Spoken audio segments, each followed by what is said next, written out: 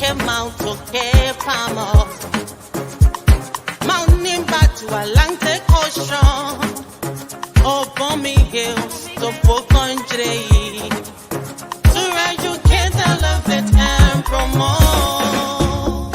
Yeah, focus on Liberia, for Liberia, Liberia, for Liberia.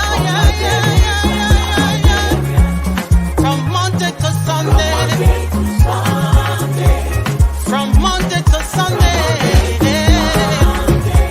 it's focused on Liberia.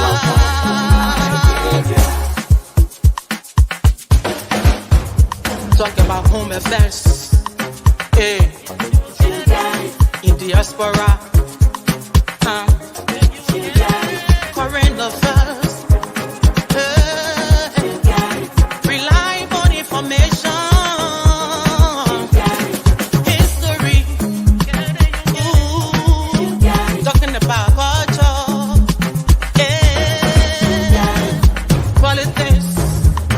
Education, entertainment, business, sports, advertisement, articulation. Focus on Liberia. Focus on Liberia. Focus on Liberia. From Monday to Sunday. Hello, ladies and gentlemen. Welcome to another edition of Focus on Liberia's On Point. If it's 4 o'clock on the East Coast, it is On Point. And with me are some distinguished gentlemen. Obviously, you are familiar with Mr. Padmore. Mr. Padmore is my co-host. We've been doing this for ages. Mr. Padmore, how you doing there, sir? I'm doing well, Jerome. How are you doing this Sunday? Excellent, excellent, excellent. And from the beautiful state of Florida, I am sitting pretty. And we have a special guest today, Mr. Joseph Tawo. Mr. Tawo is a special guest. He's a specialist, somebody who has deep knowledge of the carbon deal that we are talking about. How will it affect us in Liberia? For those of us that grew up on the tribal land, how will it affect us? Let me introduce Mr. Tawo. Mr. Joseph Tawo was born and raised in EWA, Painesville. At that Painesville area, you always come with us. You want to overtake everything. Painesville, Liberia. He graduated from Carver Mission Academy, the high school in Painesville, near the Kingsgray area there. Kingsgray, everywhere, that Bob Gray, Kingsgray area. He came to the United States, obviously. Has been here since, highly educated. He earned his education from one of the schools that everybody talk about here, Southern University. If you are in Florida or Georgia, Southern is a very serious school. Everybody wants to know about Southern University, where he earns a BSc degree in engineering physics and mathematics, cum laude. So we're not talking about you going over there and getting your degree in sociology and in political science and all that. We're talking about people who study real thing here. So he is here. Mr. Tawo didn't even stop there, but at the university, he has a fellowship at the University of Alabama in Birmingham, UAB, where he did some work in manual science engineering, material science engineering, as well as projects in the Thomas Jefferson National Lab in Newport, Virginia. And I understand, I did my research here, it is the largest high energy lab in the world. At the J Lab, he did some work in nuclear medicine and medical physics. After graduation there, he went on into oil and gas, specializing in quality control, safety manufacturing, and fabrication. We're talking about serious stuff here. When we are talking about carbon, when we are talking about those things, we're talking about how the land will be affected by this deal that is going on in Dubai or in the Middle East. This new concept of selling carbon, we're going to delve into that. That's his area of expertise. That's why I invited him. I've been behind him for the past 3 months to come on. Finally, he gave us his time. So he's going to educate us why it is we're asking. Before we go to Mr. Taiwo, let me welcome Mr. Elvis Morris, one of our finest panelists here. Mr. Morris, how you doing this, sir? I'm doing well, Mr. Gayman. Thank you for having me on. And it's a pleasure to share the platform with you guys tonight, this afternoon. Great. So, Mr. Taiwo, welcome. This is your first time on our show. Every time you come, if you were in the Bassa area, we're going to give you a little glass of king juice, but we're not in Bassa, so no king juice here. We Bassa people now, we let our zoo business. No king juice allowed. Today's Sunday. So we hail to you. This is welcome to you. How are you doing, sir? I'm doing very good. I'm glad to be with you guys. I followed the show now for a good while, and I always listening.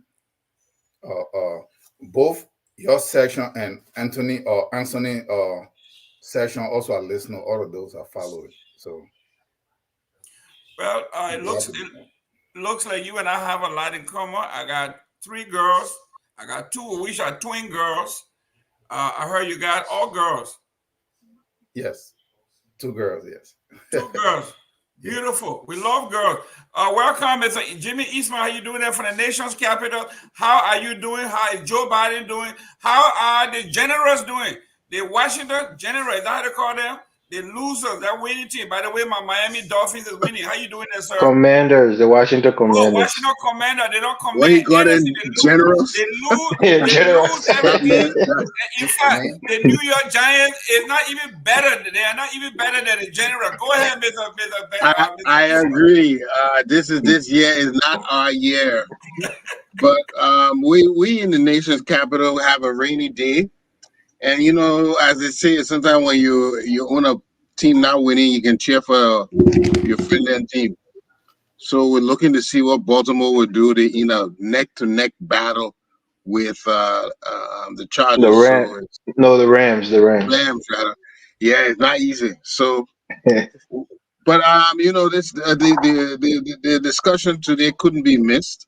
There's so many important things to talk about. Hey, gentlemen, how you doing, Mr. Towell? I'm doing good, Mr. Eastman. Very good, man. Elvis, how are you doing? I'm trying. I'm doing well. Thank you. Yeah, and Michael, they missed you in the meeting, man. I text you, but you didn't get it.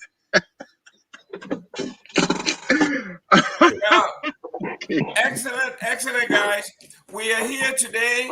We are here to talk about some serious issues right after the debate or the education we are about to have with the carbon thing, the carbon deal going on in the world. We are going to talk about some current events in Liberia, and then we're going to go into the ramifications. What does it mean for Liberia? Where are we headed?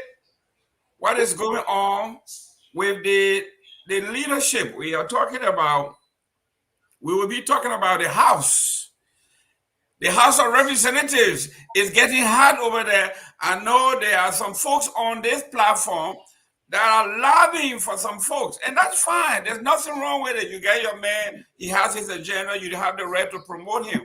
And we are going to delve into all the candidates, what they bring to the table. Well, in the meantime, ladies and gentlemen, please, within yourselves, in your chat room, please share the show. Mr. Tao, go into your platform, share the show in your community chat rooms with all your friends. And ladies and gentlemen out there, please share the shows, and come and get some education as we get ready to delve into Liberia's issue. Mr. Tao, here we are. We are talking about the first item on our agenda, which is the carbon deal. What is this carbon deal? What is it? Okay. So the whole carbon deal, which is actually on a broader basis, everybody actually know what it is in terms of this is global warming and everything else and stuff like that.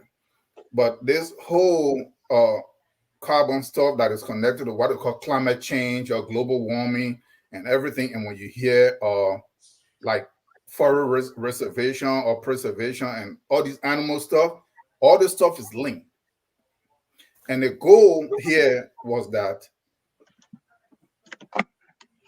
first, because I want to just set something. I listened to the show, I think it was last week, Sunday.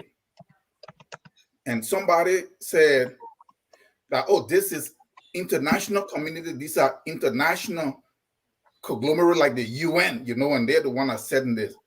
Let us be clear on this. A whole bunch of these agendas are individual companies and corporations. They're packaged and they're pushed through powerful governments. So when you look at most of the powerful countries in the world, what they call their foreign policy is actually policies of individuals and corporations that then they channel through that government, and then the government then project that. So the reason I'm saying this before I go to explain anything is there are individuals that are going to be the one, companies and groups that are going to hold the right. So when they come to a country like Liberia or Ghana or Togo or wherever, and they decide that your forests have to be turned over, it's not no international community, it's a group of guys that actually have real companies. But they use this whole carbon stuff and they sit behind it. In 1997 in Japan, in Kyoto, in Japan, that is the first place they came together and they crafted this stuff. There were several stages to it. It was, I think, 3 or 4. But each one of those requirements was put forth. It means the developed nations or the so-called big countries like America and Britain and France and all these guys will have to actually do some real work by reducing their carbon footprint, by trying to find ways to either use green energy in some ways. And they saw that it was not possible. If you listen to Bush, under the Bush administration, he said that we can't compromise on, because that stuff came with like driving big trucks and everything. He said we cannot compromise the living standard of Americans.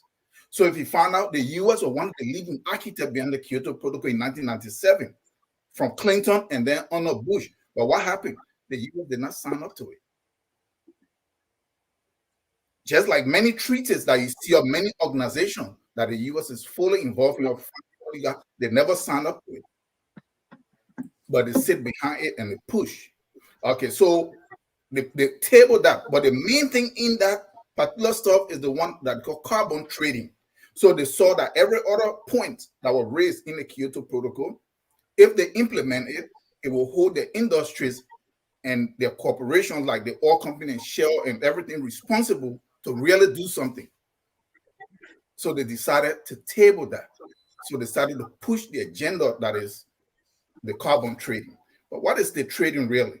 Somebody raised that question here, said there is no new forest being created. The forest is already there. And if the forest was already there, it was already sequestering carbon from the air, right? So then where are you getting carbon from for you to trade? I mean, where are you getting new forest from? So there is nothing new. The thing is a scam. With respect to, so you see now they try China. And China said, look, we are not the one polluting. Or if you look at our population and you look at the US or Britain or France, you guys are polluting more than us. So then they let China alone. But who is the guy that is weak? Who is the guy that is weak, that have no ability, that have no way of defending himself, that don't seem to know his own way? Is Africa. So they all turn to Africa. So the whole trading thing is they're going to come in to Africa. And you are going to turn your forest over. The goal is, remember when we were in school, you heard about the Berlin Conference, 1885 in Germany? That's right. Similar stuff that is happening as we speak. This thing started in Kyoto and then they play around with it. Then it went to Finland or somewhere. Then it was France. And when it was in France, what happened? I'm gonna wrap up in a little bit. When they were in France, what happened? Then the US pull out. They pull out. They keep saying it's Trump. The presidents in the US, they're just individuals. The policy and the so-called bureaucrats are there. They pull the US out. because the commitment that they will have to make to meet that carbon requirement will require them to in some way slow down their productivity with respect to industrial output. So they pull out. What this is going to do is, if they come to Africa, let's say we're talking about Liberia, and they come to Liberia, they will take the Gola forest, for example, and they designate that, because they're going to bribe few guys in the Senate and in representative and in the government. That is how these policies are passed. So they will pass that without the consent of the people who actually own their land, own their forest. What happened? They will lay claim to that. As we speak, USAID have already started training a whole bunch of so-called park rangers as we speak, a bunch of them. These people are going to be armed. Our own children, our own brothers and sisters. They're going to be the armed wing. So this like you're raising some kind of armed group, militants, like, and they're going to be the one enforcing that stuff. And when that happens, what does it do? It takes away Liberia, in particular Africa in general, their ability for them to develop themselves industrially. Because if you want to do it, what happens if they're trading carbon? And then you have your forest, and you say, hey, I'm building this steel plant or this oil refinery because I have this much forest. But now you don't have it anymore. So Liberia will now have to go to buy carbon credit. Where are you going to buy it from? There is competition. They're going to block you. Because if Liberia decides to be industrious, to use its own forest, its own mineral resources, then what would France use? What would China use? What would Japan use? What would America use? So this goal is to restrict you from developing, turning your resources over to them, including your forest, and then you're at their mercy, and they will tell you that they will provide some loan or some money. What money? Money is just currency. You create credit line of credit. It's nothing. They come out of thin air. The resources in the forest and the water and the land, that's the real estate that they talk about. So that's going to be taken. So just in a nutshell, this is what this whole thing is about. So Africa, right now. Can I ask a few questions for some clarity, please? Yes, go ahead, Maurice. All right, Mr. Taiwo, I think on this panel you're the most experienced. You have the expertise in this field. But I just want to give you my understanding. Maybe you can help clarify for me. Yeah, go ahead. Those of us who live in the United States, right? We hear a lot of marketing where people are talking about net zero emissions. And my understanding is what net zero is. It's not that these companies are going to stop emitting, pollution in the air, but they're going to do other things to kind of level it out so that it's net zero. Such as they say, if you buy this, we're going to plant 100 trees, or if you buy this, we're going to plant 1,000 trees, or whatever.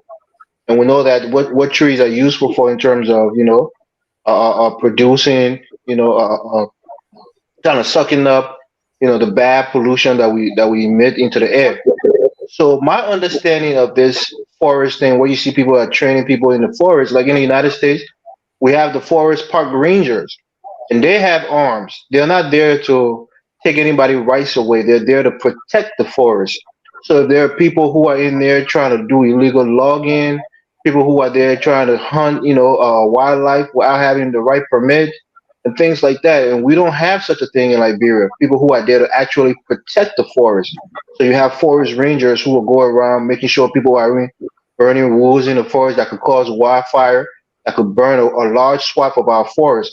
But the point here is, I get both sides of this argument. Like America, China, India, they're emitting a disproportionate, pollution. They're disproportionately emitting pollution into the atmosphere because they're somewhere, or especially for the United States and China, they're very well industrialized, and they have a lot of power plants. They have a lot of oil refineries and whatever. So their forests or whatever they have is not enough. Well, one second. It's not enough to kind of net zero out. They're emitting more pollution than they have trees to absorb. So they're looking for other places that have more forests without the industrialization.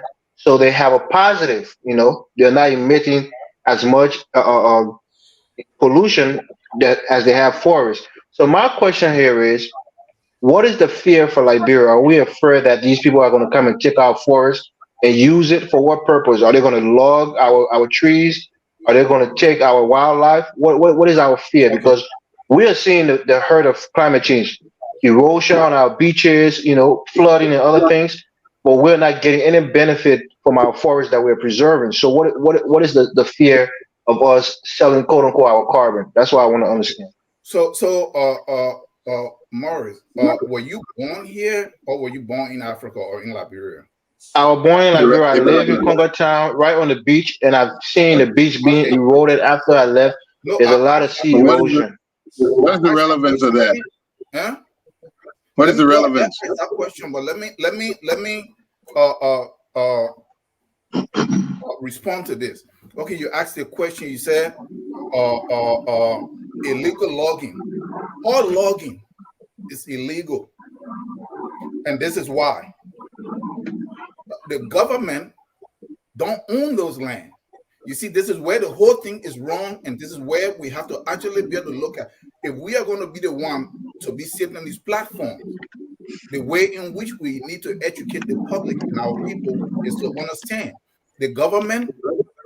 Go ahead and you, let's say you're from Sino, and you guys are three chiefdoms that own this that whole area called the Sabo National Park. That is where your function out of that forest and you live in that area and everything.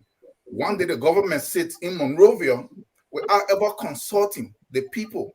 They have no input. The government signed logging contract with some guy from Malaysia. That's illegal logging. They want to label the logging illegal only when the people who own that area decide to use their own forest or mine their own diamond. Then the government run in and stop them. That is how this is happening. But to answer your question, you talk about net zero. What does that mean? They throw these phrases around as if it's supposed to mean something. It don't mean anything. Net zero. The US have a huge landmass. If they are polluting more than anybody else, and they're going to plant trees, they have a whole bunch of open area that they, why can't they plant the trees here? So they can make up for that. If Britain is the one that is emitting, if China is the one, let them plant the trees there. Let that be their issue. But look, look at what they're going to do. He said they're going to take the forest up. You know what is happening in Kenya right now? They are now relocating people who originally owned their area because they signed something like this. Because now look at how it works here. If you Elvis, you sit in Dubai somewhere or in the US, you guys own some company, let's say you and Eastman or somebody, and then you're connected to some guys. You come to Liberia and buy carbon credit. You look at the whole Gola forest and say, you know what? The carbon value of this stuff is about maybe 200 million over the next 20 years. Let me just tell you how it works now. Once that is agreed. I have a question. Do we have a guest here today? Is he a guest? No, he's our guest. Yes, on the carbon issue. So once that is set in the Gola forest, then it's owned by Elvis and Eastman Incorporated. You now take that carbon stuff and you come to Chevron, you come to Exxon, you go to Total, and you tell them, hey, I have this much value. But what are those Power Rangers for? What the Power Rangers do is they come down, that forest is now need to be left alone. So the Power Rangers. Exactly. So they're there to preserve the forest. That's the point I was making. They're not there to log. Okay, 1 minute. 1 minute. Mr. Tawo, 1 minute. Mr. Kamara, you had a question. Yeah, I just wanted to, for us not meditate too long because it's becoming too opinionated. What I wanted to say here is very simple. You know, I thought I was enjoying when I was getting hand out of my mind. I thought I was really enjoying. But I realized that I was enjoying it much better when I got out of my mother and father web, where I could afford my own, I could make my own decision, I could sign my own lease, I could decide what I do and what I do. So I began to realize, oh, my freedom was even better. I appreciate the training, the discipline my parents give me. But the freedom I have to be in charge and control of my own, that's even better than being under my mother and father. Let's go to Dubai today and tell people in the UAE said Liberia wants to buy one of their islands. tell me if they will, in fact, the way they will cost you almost you will not They even will not agree. Okay. And the whole thing. Okay, Mr. Taiwo, 1 minute. Yeah, go ahead, Kamara. All right. Now somebody telling all the people go fire here or forward, they burn the whole forest down. So that's why the man asked a simple question: did you grow up here or did you grow up in Liberia? The forests have existed for years, and they didn't burn it down. Only when you say it went by it, and the people say no, then the Liberian people went burn it down. You see, for me, I'm not too sophisticated. I can't spend too much time. We already discussed the thing the last time, but it would be a fatal mistake for you to sell your land, your forest that you have had for centuries, and you didn't burn it down. Only all of a sudden now those who can fix candle and sell it to you, so you must keep your forest with them so that they can sell candle to you and you cannot produce your own candle. You know, this thing is so it's common sense. Go ahead, Mr. It's common sense, it's common sense, right? But let me come to her question now. Once that forest is designated, those park rangers are armed men that are going to come in, and certain areas cannot be inhabited. People will have to be relocated. You are uprooting people from the area that they own. Who gave you that authority? Who gave? With all due respect, Mr. Taiwo, we do it here in the United States. We live in this country. You can't just go live in the forest. You can't just go live in the forest. Mr. Morris, Mr. Taiwo, 1 minute. Mr. Padmore. Yeah, no, all I was saying was, I mean, you know, we brought Mr. Taro on to provide some information. So as much as we want to, I have several questions myself. Go ahead. But I'm trying to let him talk so that, you know, so we don't interrupt him, and then we actually get the information, we can ask the relevant question. Good. Yeah. I was going to just wrap up on this, and then they can ask questions. We can all discuss, right? So they will come in. He said you can't live in the forest. That is why I asked him. It seems like he don't understand. Our people live in the forest at different locations all over in the forest based on where they put their villages in the town. Yeah. They're going to get that area. But you know what? I think we did our guest injustice. And I say that because he was not properly introduced and his expertise was not pronounced. So that the audience... No, he was, but you missed it, Mr. Eastman. He was introduced properly. Mr. Eastman, this is why we say we need, you know, I don't want to go there. I don't want to go there. He was properly introduced. He was introduced properly, Mr. Padmore, ask your question. All right, thank you so much. So a couple of things. One, could you please clarify? I hear people saying they will buy a forest or they will own your forest. Can you please clarify? Yeah, they will own the forest. Like the forest will be leased. Hold on. See, that's two different things. You see, that's the thing. It's lease. Mr. Taiwo, let him land. When you lease something, you own it temporarily. Temporarily, and that's a way of bringing income to our nation. Listen, So if I could ask my question, please. Yeah, go ahead. So one is, could you just clarify, because our people, they will take one word and they will hold on to that word, and then next thing we'll hear is that the weapon coming to our land. You know, and in our Liberian constitution, people of this skin can own land in Liberia. So if you could just clarify for our audience what exactly that means. That's the first thing. The second thing, the second part of my question is concerning the government and the government's responsibility to its citizens, to its people, to move the country forward, to develop the country, to find means and money to develop and educate the people and to provide health care, all those things. So please talk about that part, the government responsibility, you know, concerning, you know, our interior dwellers, you know, in that contrast. So the two things I really want to talk about. So look at what happened here. The first thing is the land will be leased. When a land is leased, whoever is leasing it own it for whatever period of time that leasing agreement project over. So let's take this. The port of Monrovia, because I'm going to answer your question. I'm going to point out the area. Not the same. Excuse me, Mr. Morris, please.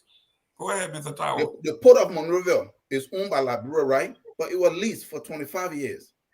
Or pretty much mortgage out. That is what the land is going to do the same thing. What is happening now to us? We can't even ship anything in our country. We are struggling. I shipped one vehicle over there, and they told me to pay $10,000 for a vehicle that just before our pay just What much city you okay, say let's you look. can them No, up? Man, how much city? Or what? no, What just they- a what regular am I- Toyota Tacoma, And 10,000? $10,000. The CC at the port. You'll be surprised. But why is that? Because it was leased. So but why was it? Because I'm trying to come to Mr. Patmore stuff. It was leased so that the government can raise money to build clinic, to educate our people, and to do this. But you see why it did to the people? Firestone. Isn't Firestone leased? The land on Firestone is a lease. For little or nothing, we know that. So I got a question for you. There's a same process that is going on. I got a question for you. I think it's my turn now. It has the same outcome. Okay. No, it doesn't. It doesn't, because the stipulation there is the preservation of the land. It's the preservation of the forest. It's not cutting it down and building rubber plantation. It's different. Let's clarify that. Yeah, but there's One minute. One minute. Give me 1 minute. I just shipped my car, my 2004 Hummer. Hummer, look out. Yeah, listen, to Liberia. Listen, I just it more than 10 years. Listen. I just shipped my car to Liberia. From here, the estimate was it would be around $2,000 plus the penalty for old car. Right. When it got to Liberia, they sent me a bill of $6,800 in addition to shipping. Yeah, imagine that. And I had to pay, or they would take my car. Right, the deal sign with that, the deal sign with the ABM or what they call it.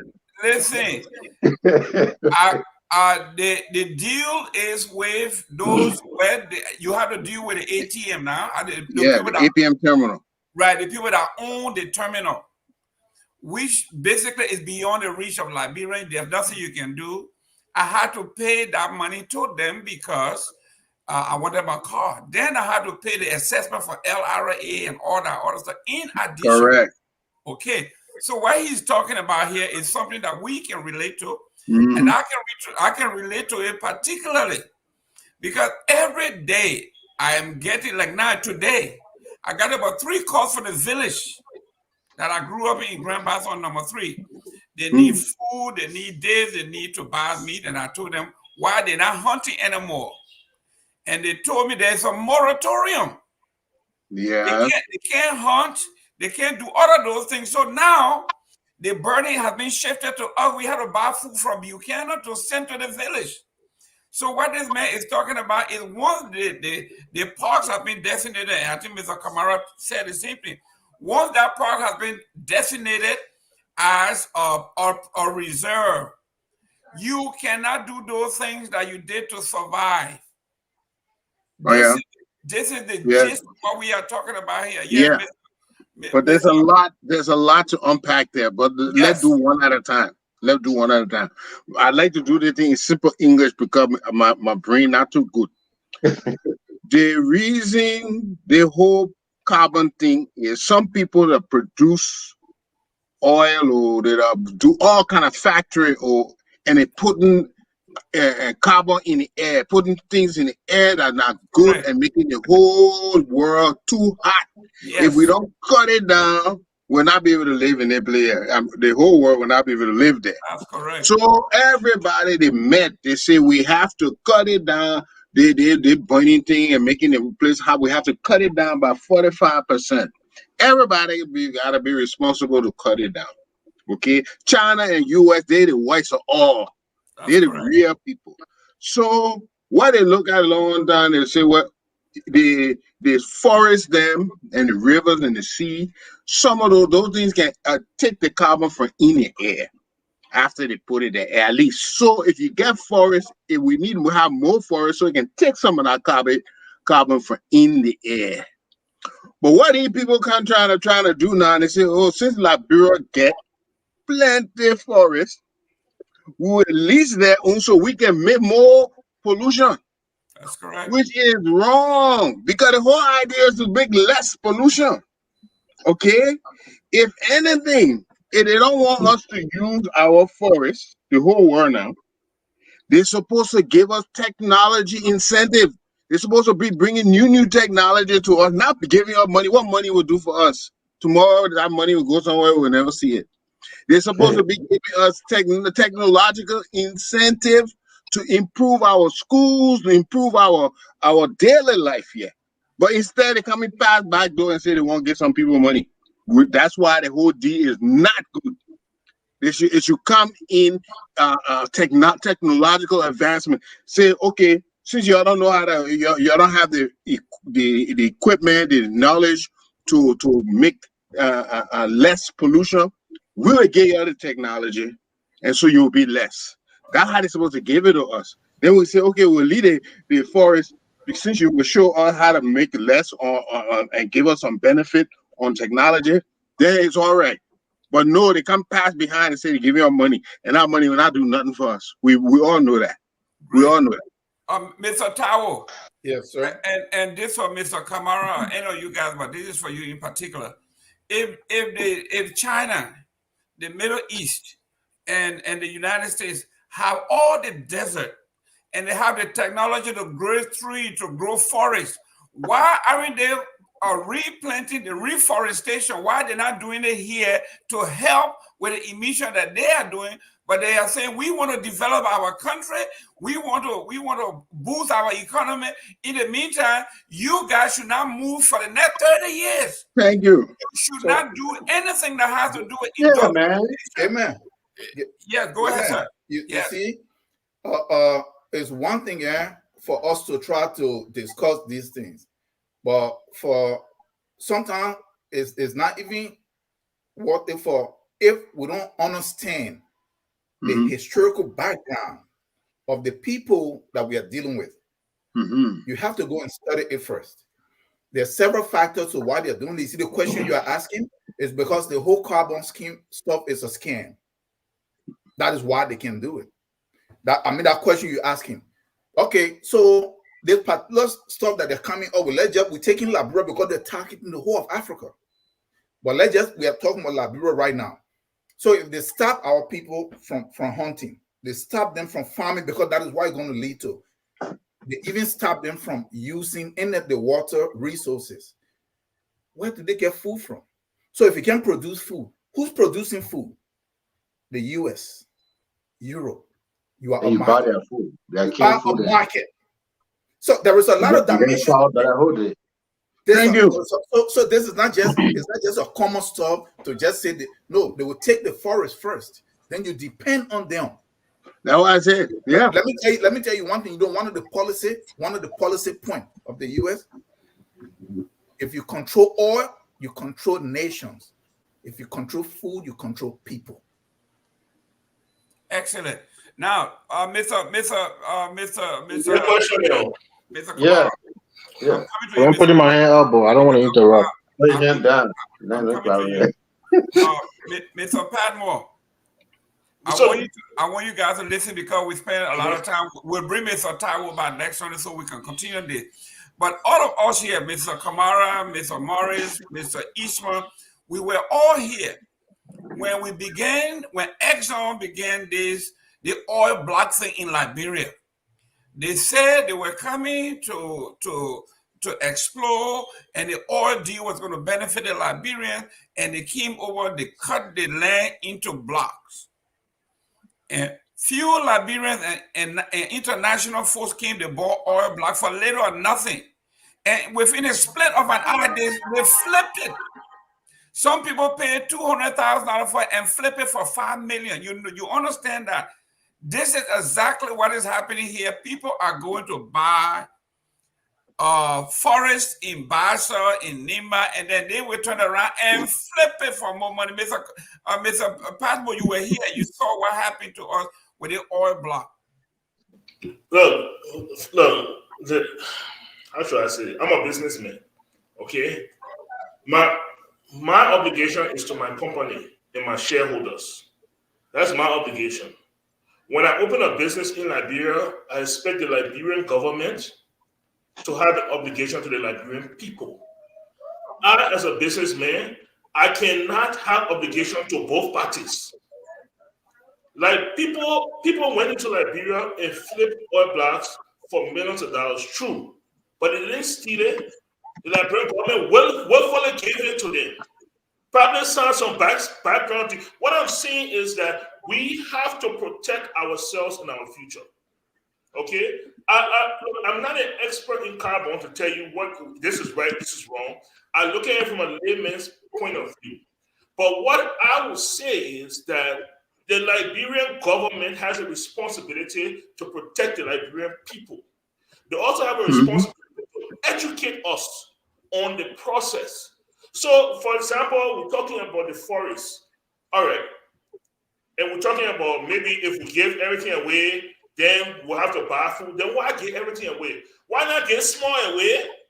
Or when I say give away, why not allow a certain portion to be restricted and we'll get money in return and we can use that money to develop our country?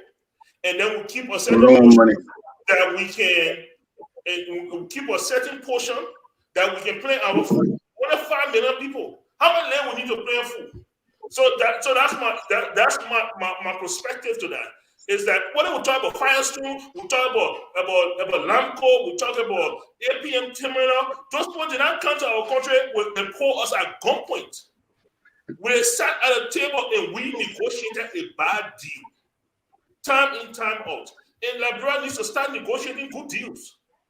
And this deal is bad. And that is Yeah, That's why we don't want money.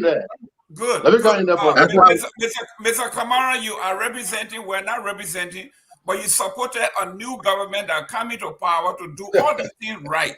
Now that your Joseph Weah have won, will you impress the government to please undo the bad deal that he did when he was vice president? Because he signed bad agreement.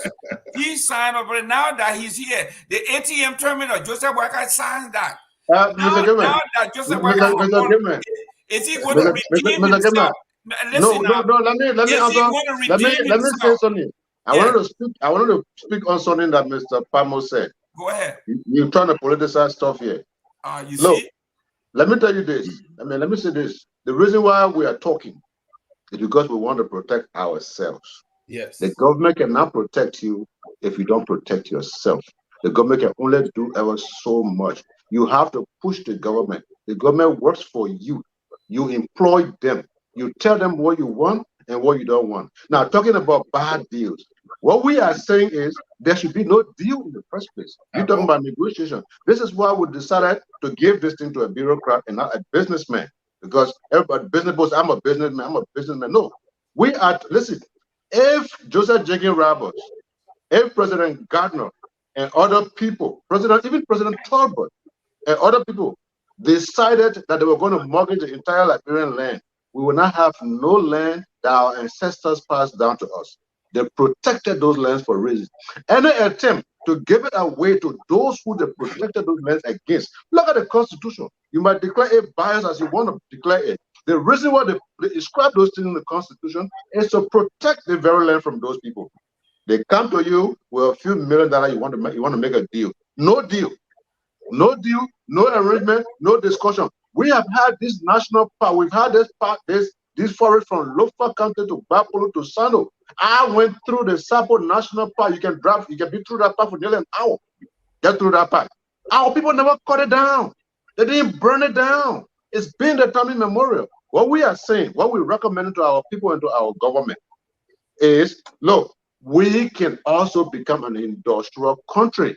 You say anything you want to say about Paul Kagame, whether he's a dictator or not. He has shown to us in Africa that we can do it too. And he had never bent down to anybody from anywhere. In fact, they have to negotiate with him. We can do this. We can build. We have market factory. Yeah, it was small, but that was something. We have battery factory. It was small. It was something. We had sugar factory. We had a lot of factories in Liberia. We can start that and build upon that. We can industrialize our country. Look, listen. If you drive from here to North Carolina and see the free open, wide open land that you can count the trees. 1, 1, 1, 1, 1. Plant more trees there. Yep. But you can plant trees there. So, I feel bad for my son Evans. We're talking because 30 years from now will be exactly Joseph Boakai age. Who am I at that time? Maybe I'll have pacemaker. Who knows? Now this is your generation. This is your country. You're trying to all this liberal thing. You go far left now. Everything that just liberal. Okay, their business. Can I come in now? Elvin, 1 minute, go ahead. All right, thank you. I'm getting a headache already because You're getting a whipping. You labor. no, You I'm tree getting a hugging headache. labor. No, hold on. The point here is in this very country, you have protected forests, you have protected national parks where nobody can go there and do anything. Yellowstone National We Park, want the to forest protect it in. ourselves. We Hold don't on, want them to please, protect it please, for us. please, Let please. ourselves. You have tribal lands that are protected for the indigenous people of this country, where you can't go there and do any kind of oil drilling or any kind of I protect all the industrialization. land for that. Yeah, small portion, my Please, land, pack all please, of them. Mr. Kamara, Come on, please. get his chance. So my point here is the reason this even came about, as we stay in Liberia, for all the smart people we got, all the business, quote unquote, business geniuses that we have. The question is how can we bring more money to our country? How can we increase our national budget? How can we look for investment Use the opportunity? land, use the brain. Hold on. This is the question that's been happening for the last 20 or 30 years. Ellen Johnson couldn't figure it out. She thought her golden egg was going to be finding oil. That's why she started Nuka, because she thought that was going to bring money to the country to compete with other African countries who have natural resources like oil, and it didn't materialize. So, President, we are looking for opportunities. People told him you have something that's valuable that you can use to bring in hundreds of millions of dollars to help develop your country, which is your forestry.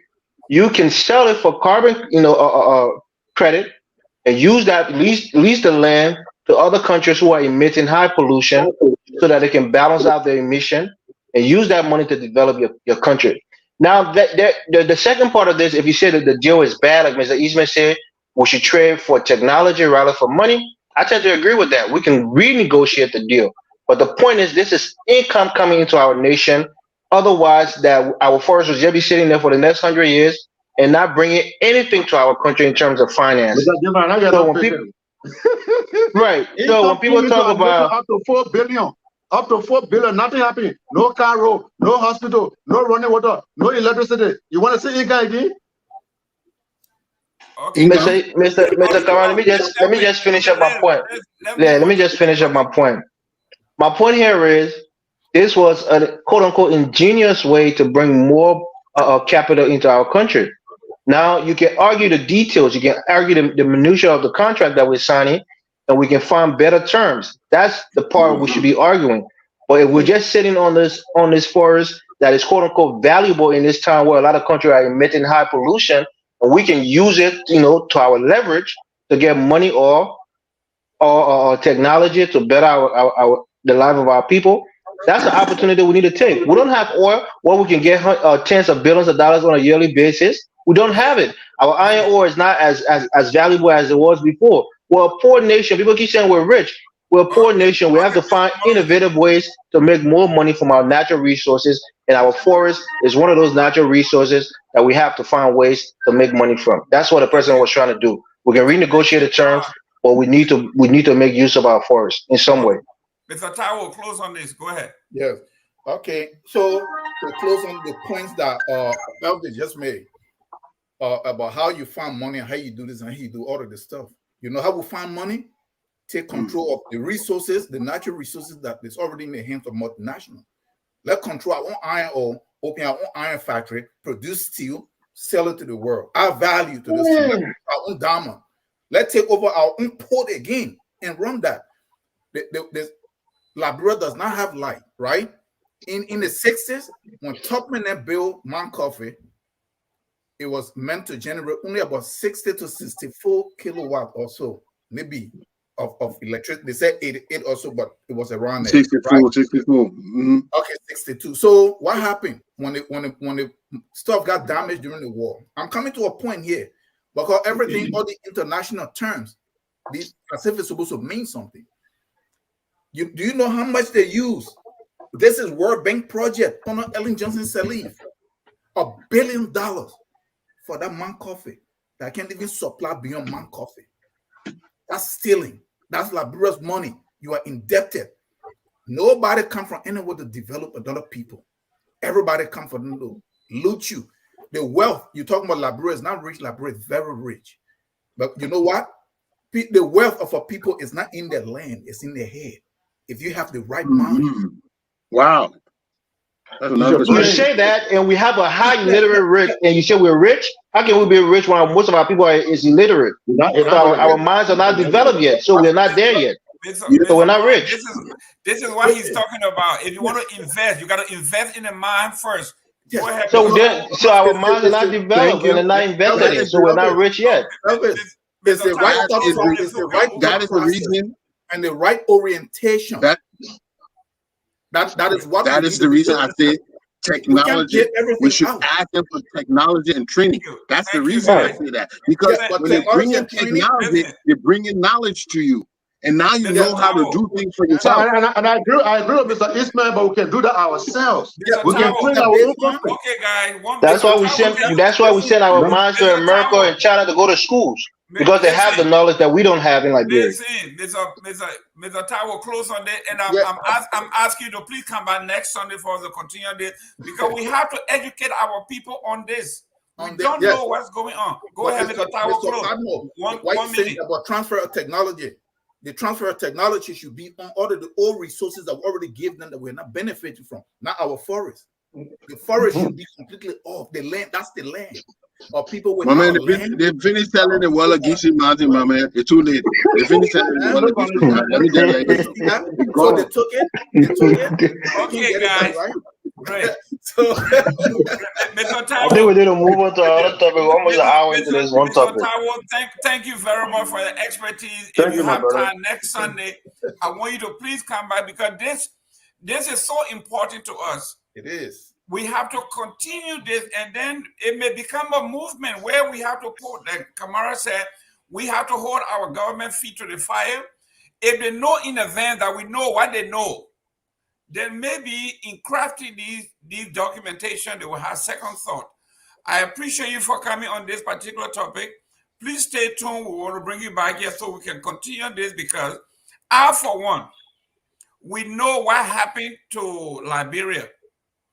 When we talk about Firestone, the reason Liberia is not self-sufficient today in food, the historian will tell you it did something called PS-84. We were the largest producer of rice in Africa before Firestone came. Yes. The PS-84, what is PS-84? It is a landmark legislation in these United States that buy food from their farmers here and give it to foreign countries at a cheap price. They dump their food.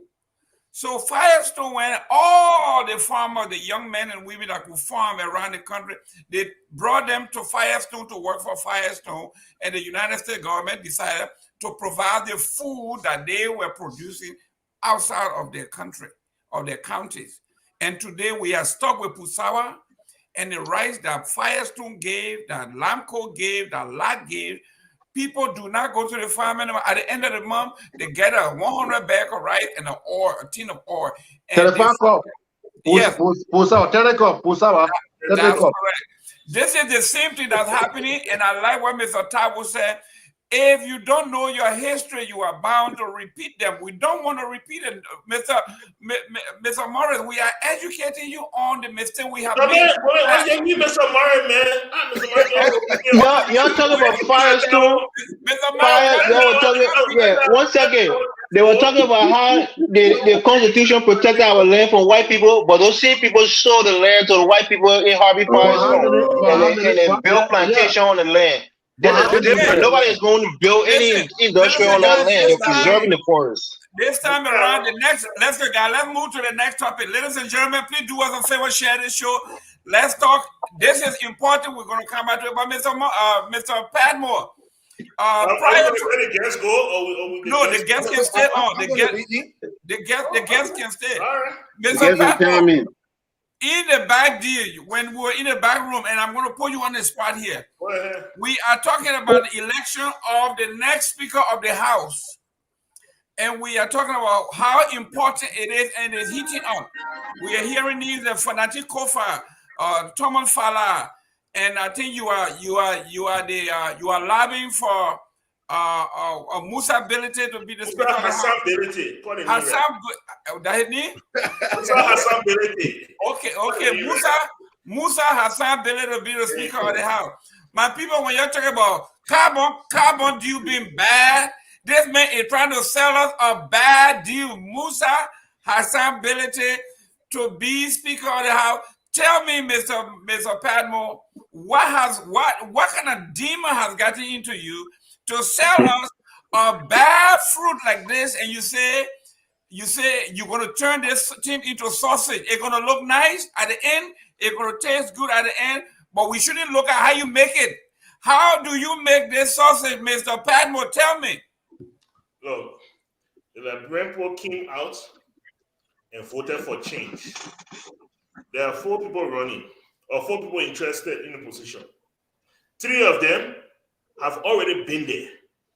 They were there when the bad deals were signed.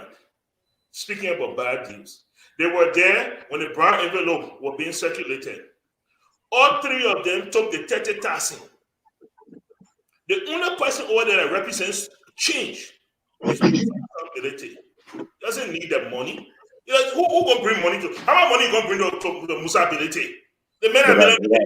How much money you bring to the past due? No, just stop that thing, man. Look, the only person that has come out and spoken to the people and lobbied the people and said, "Look, I want to be speaker," is Musa Hassan Ability. Nobody else has said it. The only person that has come out and presented an agenda and said, "Look, if I'm speaker, 1, I'm going to push legislation to reduce presidential, senatorial, and representative terms. A senator is elected for 9 years. You're talking about bad deal. That is a bad deal. Prince Johnson has been senator for what, 27 years now, or he heading to 27 years. Come on, that's a bad deal. He said the next thing you'll do is that you'll reduce the budget of these offices. The speaker, the vice president. I beg you. Those guys when I agree to it. So you just giving us 5 games. The man has spoken. You see, that's what we miss. We elected a president who did not even attend one debate to tell the Liberian people, say, if you elect me, this is what I will do. So because of that right now, there's nothing we can hold him to. The only person that has come out to the general public and said, look, if I'm mayor speaker, hold me to this. Ladies and gentlemen, let me apologize to you because I look at this panel here and everybody here has something to do with Grand Bassa. You know the Bassa man like to talk. When Dylan came a few years ago, he said, I will not take the 30,000. I will not take the car. I will get the money back. If I 50%, 5,000 is too much, I'll give my money back to the people. Stick to the caution. We won't get too much time. Listen, Mr. Kamara, listen, I'm going to mute you. All of you, your grandfather lived in Bassa. You are a Bassa man. Every Murray's mom is Bassa. Mr. Tawoma is my father Bassa, Mr. Padmore, mother Bassa, Mr. Eastman, mother Bassa, past Bassa. So there's no Bassa people here. There's a Bassa. I didn't want to talk to him. He tried to sell me. Me in the bed, rotten apple. Mr. Kamara. Yes, sir. You talk to me. Mr. Musa Hassan Ability stole $4.5 million from the Liberian. What indictment? Let's see. The man took our road fund money that he was why the president jail? You see? Yes, sir. The man said calm down, Pablo. Calm down. Yeah. But when Mr. Pablo got so close to Musa Ability, he defended the mentor to Tozo. Mr. Kamara, talk to me about Musa Ability and the Senate speaker, the House Speaker seat. But you know what's ironic with the whole Musa Ability thing you keep pushing is you support Fonati Kofa. You know, it's amazing how you can support Fonati Kofa and go after Musa Ability. But look, Musa Ability is bad. Musa Ability is bad for business. to say, to even for Musa Bello to even have the audacity to stand up and say you want to become. See, what has Liberia come to? Musa Bello does not have the required character to be a head of anything other than a private business. This is a man who actually embezzled public funds. Embezzled. Now you imagine. From where? Be specific. Don't just be general. From where? Yeah, I'm coming. The land rights money to settle that land right in Nima. That ain't your time. Go ahead, Mr. Kamal. Sorry, just give him Mr. Eastman. Yeah, I'm not mad at you. I'm just playing. But no, you see, when somebody gave you something to hold, Mr. Eastman, you and Mr. Pamo, you must have been I see your business. When somebody gave you something to hold, to hold, you take it, you eat it. What you do it? You're not stealing. You must wait. You're hungry. Ain't said man a millionaire again. They say man hungry. It's a business. So the man stole. Money. Mr. Padmo, I'm gonna block you, Mr. Padmo. Mr. Padmo, I'm gonna block you. That is a man that is not reputable. You see the problem we have with Buffer Chambers? You think Buffer Chambers was worse. You're talking about Musa Bello, a millionaire, he doesn't want money. Show me one millionaire in the world that don't want more money. Show me one. Trump collecting money here and there all over the place. So look, let me tell you something. I don't know who's there now that we all can prepare. We didn't know a lot about Mr. Richard Combs. Now some things are surfacing about Mr. Richard Combs. We're just in a bad place when it comes to that speaker area. There are more better people in the Senate for Pro-Tem than there are for a speaker in the House of Representatives. So we're in a serious dilemma. Great. So I'm on the floor. Which one you will pick now? Mr. Eastman. Yes. Eastman, talk to me about the Senate thing. I mean, the speaker. It is amazing that we have allowed ourselves to be compromised. It's like business as usual in Liberia. Somebody can go to jail, then the next thing they run. Somebody can be sanctioned, then they can run and become senator. It's been a situation that integrity has lost its seat in Liberia. So what can we do to regain our integrity? I think that's what we need to do, and that's what we hope this new administration that come in, they will restore integrity. Okay, so in the Senate now, okay, as much as I actually do admire Fanatikova, he's a very well-educated individual, but his record is here. Now, can we hold him? Should we hold him for his record if he has served his time? No, we shouldn't. But what is important is, he's already served his time. Okay, but what is important is what kind of deals, what kind of arrangements has he made with people who are there, because he was already part of that system. And who knows, is he clean? Can he be trusted now to be at the helm? Because once you're in that whole hodgepodge group there, it is likely that you'll be tainted. Now let's look at ability. Ability comes with his own baggage, admittedly, but you cannot say he has served jail time or he has been to jail. People have accused him. There have been some issues where he owes money. My understanding is he owes money. It's not that he stole money. So that's nothing wrong with that. Everybody in the world owes money somewhere or another. Okay. And then the cool man, like you were saying, some new things are coming up. But what I want to see also is a balance of power between the legislative and the executive. I don't want all to be UP. I want a balance of power. Let's try to run this country in a way that we will be fair. So I would like to see some other person than a UP person as speaker and in the Senate also as Pro-Tempore. That's how I like to see a balance, but it's going to be difficult because everybody has their baggage. Thank you. Ladies and gentlemen, before I go back to Mr. Tawo, most of our panelists came in a little late. Let me reintroduce him. Mr. Tawo is a graduate of Southern University, a BS in Engineering Physics and Mathematics, graduate cum laude.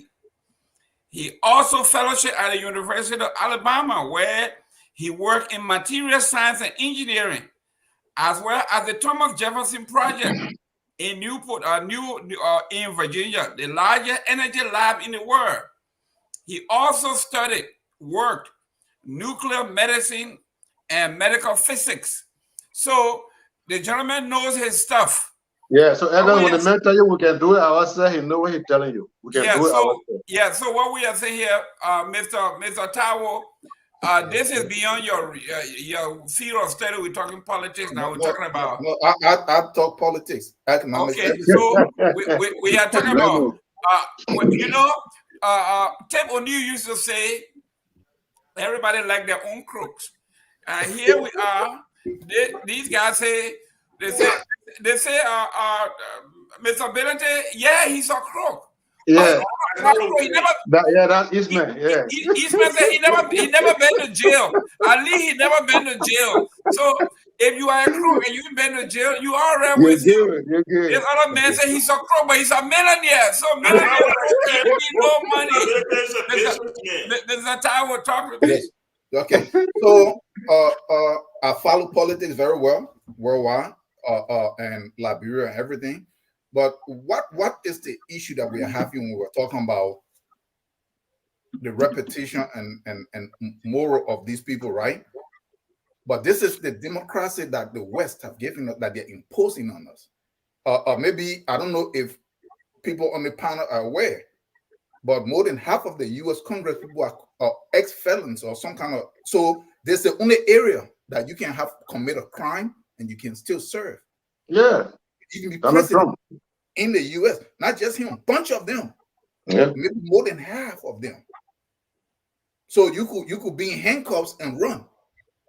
Yeah, that's so because I'm just saying this because people want to say in the great U.S. That more people probably have clean hands in Congress in Liberia than here in terms of the way we are talking about it. But it's one area where you can have any kind of record and you can still run. So if you're supposed to serve people, but you have a very bad record, why shouldn't you be stopped? Because I could be stopped if I have a criminal record and I try to get a job. First thing when I do my background check does not apply. So now to go back to Liberia. So it dismissed if we want to do this stuff compared to the US because we keep going back and forth, then it erases that it doesn't matter because the democracy they're giving or they impose on us, that's how it works. This is the only kind of governing system that I know that they will say something, oh, that was campaign talk. What do you mean by campaign talk? So there is dishonesty built in the thing already. They say, oh, it was just campaign talk.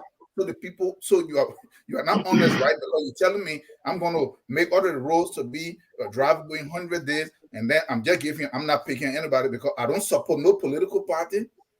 I support Liberia. So if I see somebody that is doing something that is not good, I just point it out. But to come to that, what a Musa Ability, I don't know Musa Ability personally. My cousin know him because they both serve on the technical committee where he was the head, where he was pretty much charged by FIFA and then banned. So FIFA can't come and arrest him, put him in jail, but FIFA told the world that, hey, he's corrupt. So I'm just pointing something out. And then he was removed, right? But if we come to that, for me, it's not the person criminal history, that's one thing. But let's look at what do these guys really bring? What can they really achieve? You want me to tell you something? The politics of Liberia and the agenda of the government is not set by the government. You know, it would be shocking for a lot of us. We might not want to believe this. I was in Liberia in 2017.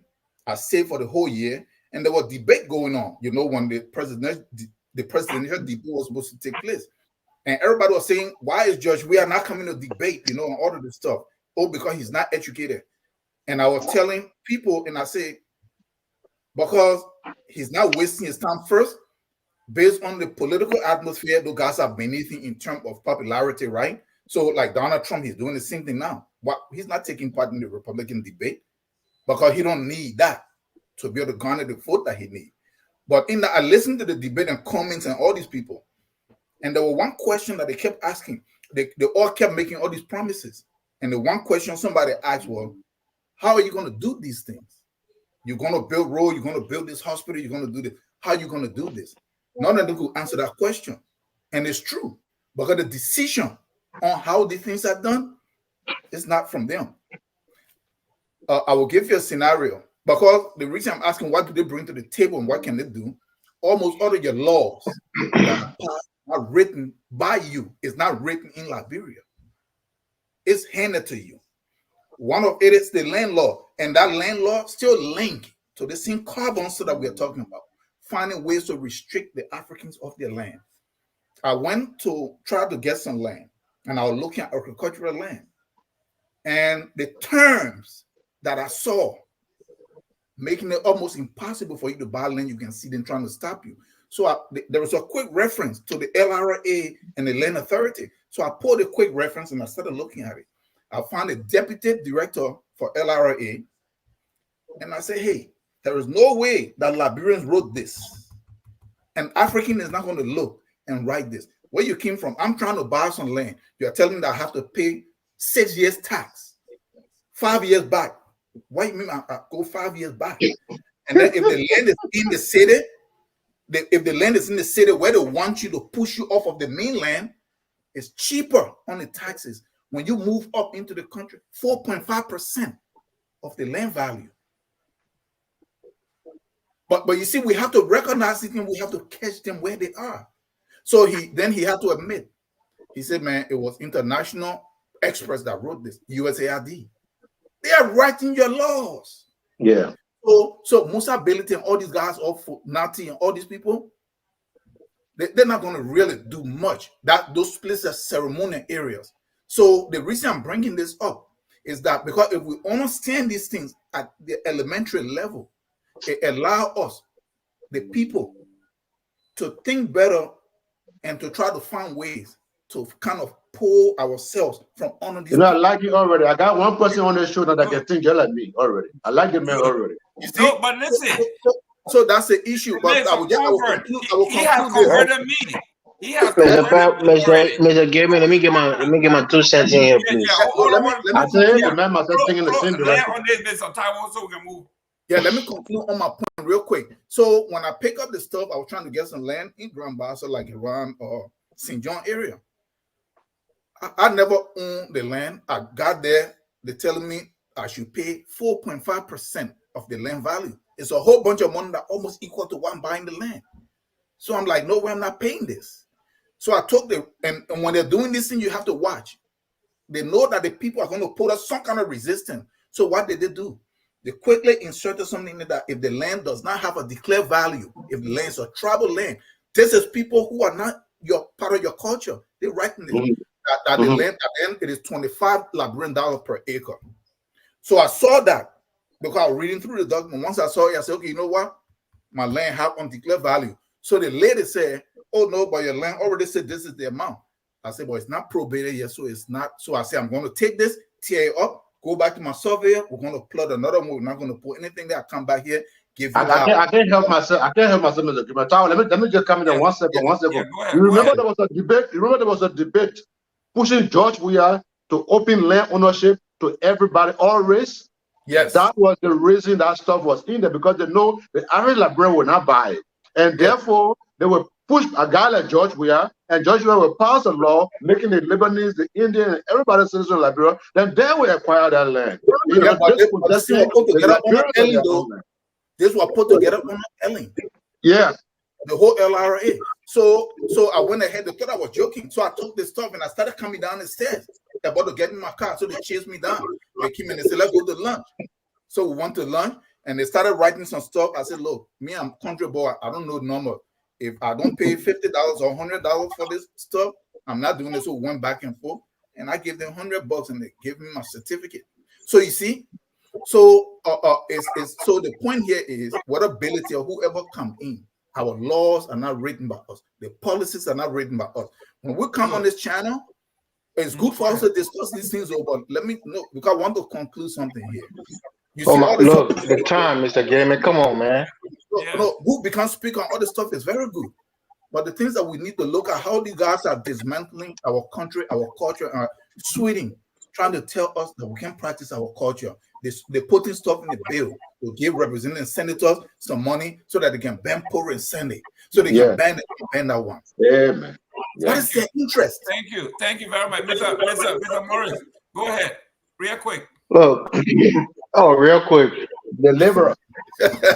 Look, the fundamental requirement, in my view, for the speaker is somebody who is a master legislator, somebody who has demonstrated leadership within their own political institution, that can then transfer that leadership into the national legislature, to give the nation somebody who can craft laws, who can hear both sides, and who can help pass laws that's in the best interest of our country. So somebody like Musa Belete, who has no legislative pedigree, I don't think he's the right person for that position. When it comes down to it, the two most qualified people in terms of experience, in terms of engagement in the House, is Fonati Kofa and Thomas Falah. So I'm not just saying it because I sympathize with the CBC, but it's just a fact. So you look at the likes of Nancy Pelosi or other people who have been Speaker of the House in these United States. These are people who have been in the Senate for 15, 18, 20 plus years, who have some leadership within the Democratic, the Democrat Party, or the Republican Party, who have shown the leadership, who have crafted bills, who have co-sponsored bills, and have made an impact.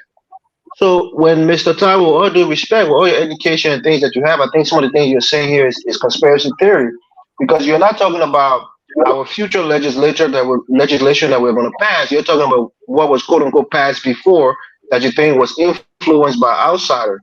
You may be right, you may be wrong. I'm not sure on the authenticity of what you're saying, but the reality is when we're talking about speaker and who's qualified for it, definitely I think Musa Belete is not qualified for it. If he spent 5 years in the House and he demonstrates leadership and that he knows what he's doing when it comes to passing legislation, then maybe he can vie for it. But just coming in because he has some money, Mr. Padmore is supporting him. I'm surprised, because a freshman senator or a freshman representative would never be Speaker of the House in any developed country. No way, unless they were either in some type of government position. The last Speaker of the House, the last Speaker of the House, if I may, the first thing is that Musa Belete is chairman of a political party. That's leadership.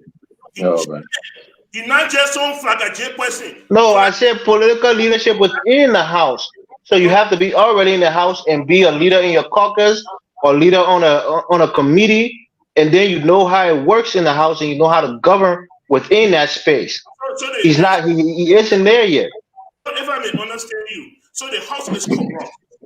The House is corrupt. So he should come in the corrupt House, learn how to do the corrupt thing, and then come outside and do something. Corrupt man coming to corrupt. Musa Belete has a questionable character. One can argue his character is corrupt as well. So he's not going there as the man in the white suit that's going to change everything. No, he's not. How can you say that, Mr. Badwood? You see, this is the thing with the communist people. They pick that communist in that same way, and the Liberian people didn't like him. Now you're picking Musa Belete in that way. We won't even accept it. He's not that person. Mr. Morris, 1 minute. Mr. Padmore, 1 minute. The last time the former Speaker of the House was so corrupt, they call him Corruption King Kong. Musa Belete is so corrupt, he's going to be the corruption Gonzala when he comes over. The man is corrupt already. He's coming like Gonzala. So we know him. The man is corrupt. He misappropriated the land money in Nima. He was made to pay it back. Morris, listen to this. They went and promoted Corruption King Kong to the Senate. Now we got Corruption King Kong in the Senate, and now they brought in Corruption Gonzala in the House. So those two giants going to be. The country is going to be rumbling. Let me come in 1 minute, Mr. Kim. Yes, go ahead. I wanted to clarify something from Mr. Eastman. Mr. Eastman said his boy Musa Belete only owes. Mr. Ismail, that is not the case. It is different not paying tax. Then when you collect money on behalf of someone gave you authority to say, collect this money for me. You know, when we know everything, we got certain percentage that go to government each gallon of petroleum product. That money was what Musa Brother collected and chop it. That's different from the taxes. But wait, that is not true. That is a public information. So let me clarify for you. The man played. He said it was retroactive. They tried to charge him for things that happened years before the law was even passed.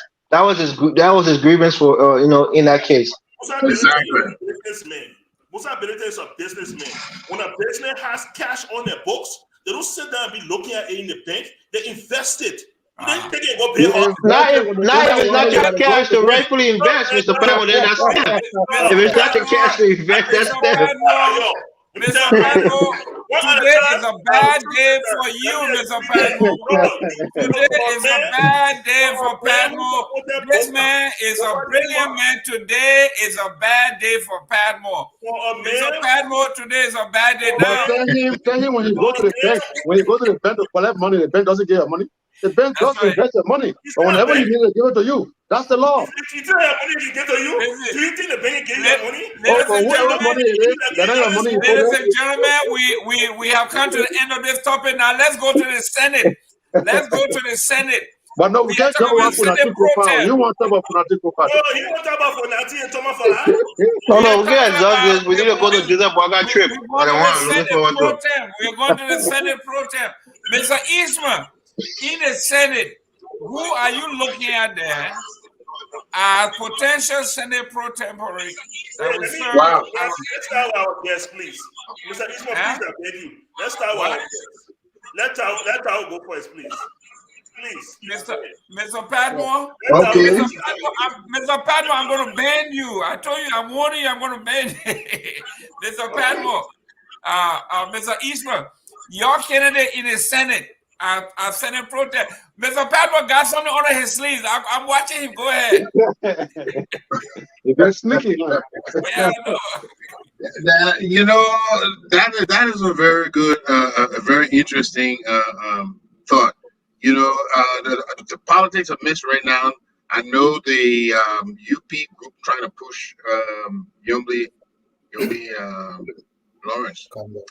They're trying to get her elected as the pro temp. But I'm looking at you people against new freshman entrants. Well, Amara Kone has proven to be somewhat astute, But I think I honestly believe we need a veteran or somebody who will bring opposition. Again, we don't need groupthink. If the UP administration is not doing what it needs to do, we need somebody who Senate Pro Temp who would bring in another vision, another way of doing things to at least put it together and we get a better. We don't just need to see people seeing the same thing. One so say all. We need somebody with a fresh idea, and that is why I want to go to Amara, because I think he would bring in some new ideas coming from the cool. But from what I can gather, it would be between Yumbly and whoever the CDC decides to go behind. Great. Mr. Morris, obviously from what I'm gathering from the ground, my tentacles are telling me Funati Kofa is going to be the speaker. Most likely. Excuse me.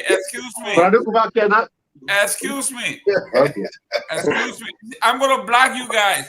Funati Kofa is going to be the speaker of the House, and the CDC is supporting Nukwe. What? The CDC is supporting Nukwe? Don't fool nobody here. If they're supporting Nukwe, I don't support.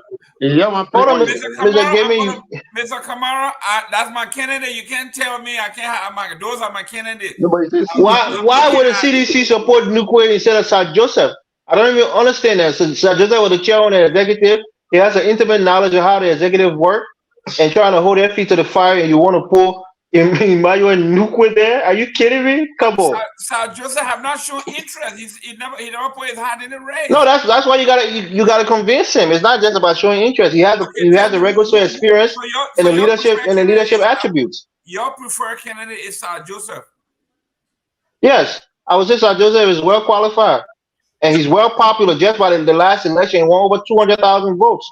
He's well liked, and he's very popular, and he's very astute. In the ongoings in the Senate. So I think Sir Joseph would be the CDC best candidate. Not that he will win, but he would be the best candidate. Somebody like Nukwe, who has corruption scandal coming from the last government with Ellie, running as the vice president, to Joseph Boakai, and you put him in the Senate as the pro-temp. Come on. Yeah. To oppose his former standard bearer. Come on. A lot of backdoor deals will be going on very easily overnight. What the ever not do that. Mr. Taiwo, 1 minute here. We're running out of time. There are people on the other hand that want to push Nyobli Kanga, and Nyobli Kanga is being supported by the Unity Party.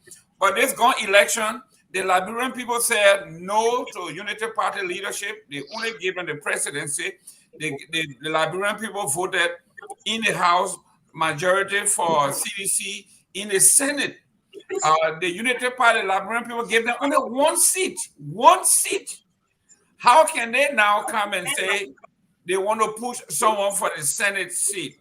So we are talking about the person that won, the CDC won 6 of the last senatorial election, the 7 out of the 7 seats. CDC won 6. Unity Party won. So here we are now. We are talking about the leadership of the Senate. We are looking at Nukwe. We're looking at somebody just mentioned Sir Joseph. Other people mentioned Nyobli Kanga. Your view from the outside. Okay. So I have one question that I want to ask for before I speak on that, but I will clarify something real quick. Mr. Morris, in the last discussion that we just had concerning the speaker, I made references and stuff, and he said that's conspiracy theory. What does that mean? That term is just thrown around, don't mean anything. In the first place, I give reference. Our land, our LRA land deal was written by outsiders.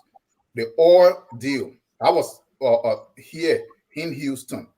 Chevron was the one that wrote that. When the pressure, Ellen's son, what is the son's name? Robert Salif. Related to it. That is the deal that's supposed to govern your oil. It's written by the very person who hold the contract. And what they put there? 15% for Liberia.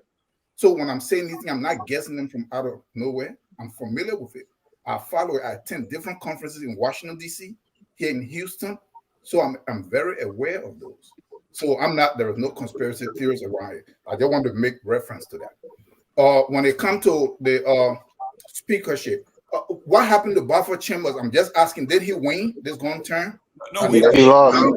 He lost. We are in the Senate now. Not Chambers, Che. I'm talking about Che. Didn't he win? Yeah, he won. Yeah, He lost his district.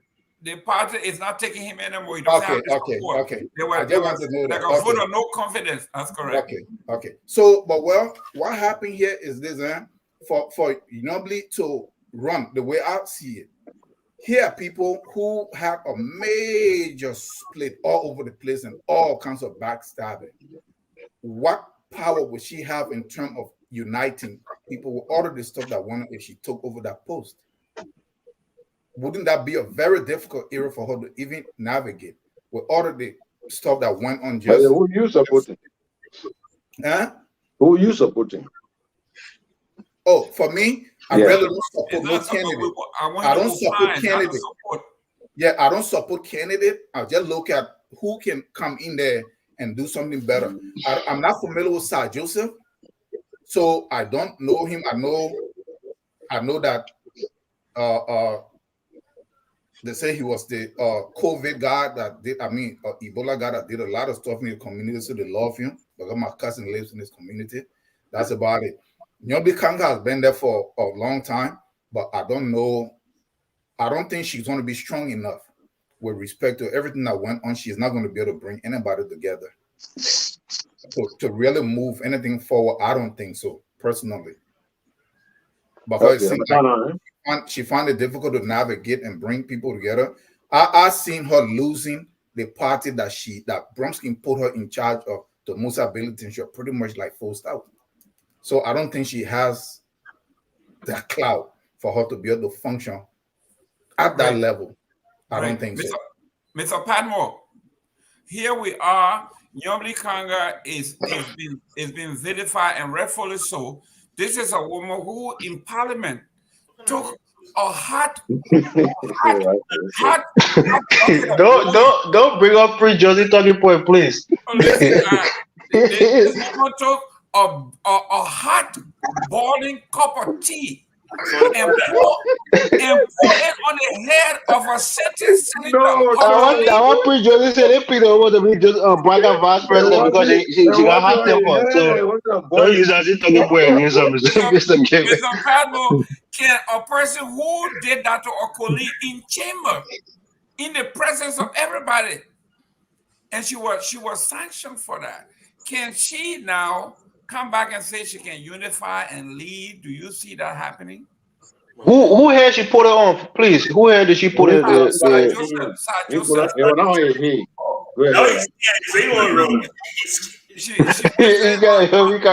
She whispered on Joseph's head.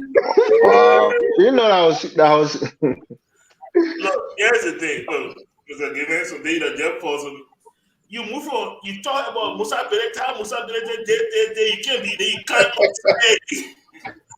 No, let me tell you something. This is what I say. I do not know Yomli Kanga Lawrence's agenda for the Senate.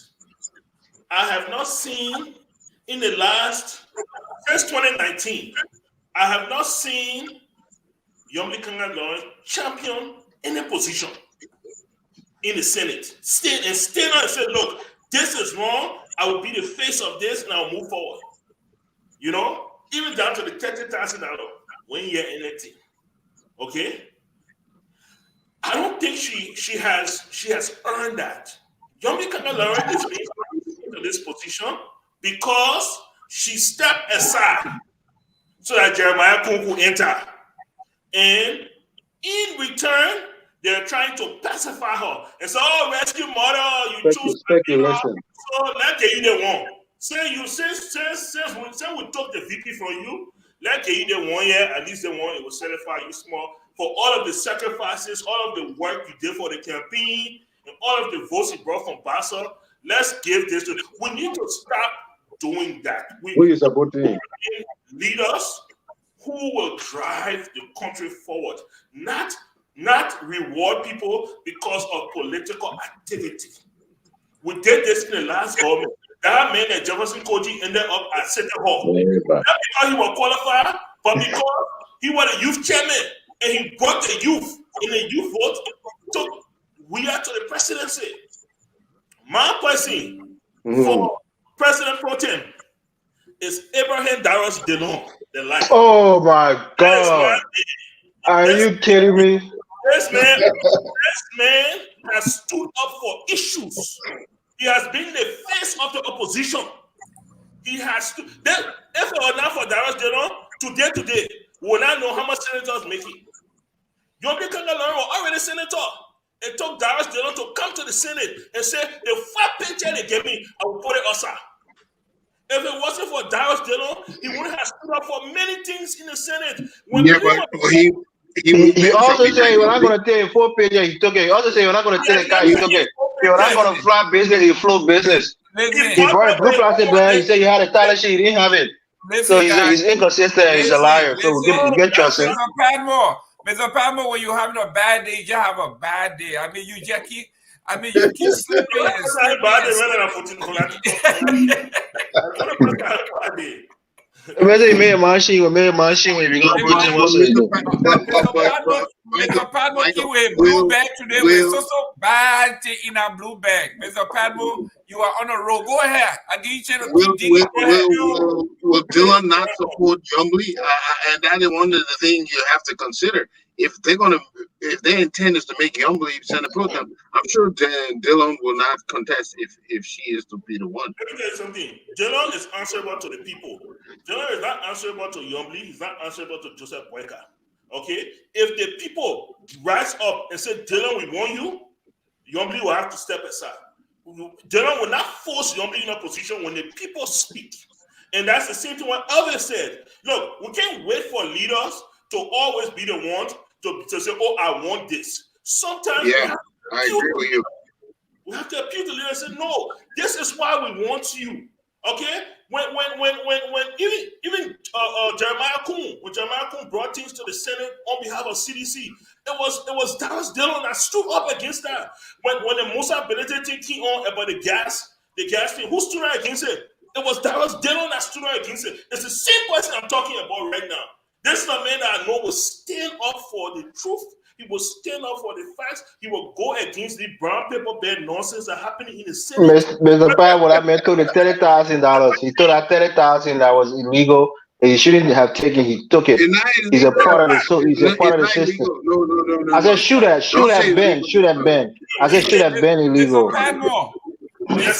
Padmore, when we were talking about reduction in term limit, we're talking about all of these things. It was Darrell Dillon who fought against it and defeated that referendum. He did not that referendum would have given he said when he get there, and he would make sure that the terms are reduced. He will pass a bill and he will push it. He going in his second term and it has not happened. The man is a fly. Because the man has no credibility. It was equivalent to the 12 years. 4 times 3 at 12. 6 times 6 at 12. So it wasn't going to be more years. Ladies and John, we gentlemen, are going to be eligible for three terms of 4 years. Right now, you got two terms for 6 years.